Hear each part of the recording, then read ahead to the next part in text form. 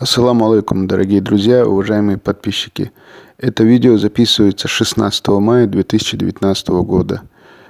В последние дни по WhatsApp рассылается вот такая вот картинка, где написано, что в районе Невинномысска разбился некто Аслан Урусов на черном Мерседесе и в тяжелом состоянии доставлен в Ставрополь.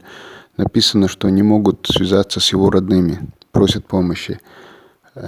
Получив эту картинку, я передал ее представителю главы Чеченской Республики в Ставропольском крае Жебру Даудову и попросил по возможности выяснить что-нибудь по этой информации, соответствует это действительности или нет.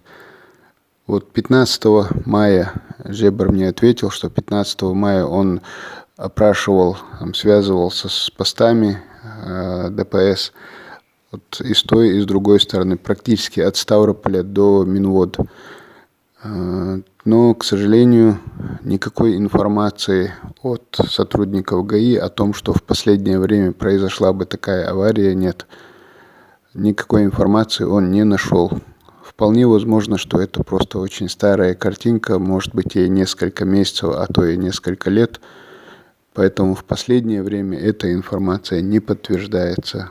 Если кто-то владеет дополнительной информацией по этому поводу, тогда, пожалуйста, сообщите нам на канал Даймок Онлайн, и мы тогда, если вдруг родственники еще не нашлись и есть необходимость искать родных, тогда мы подключимся уже к поиску родственников.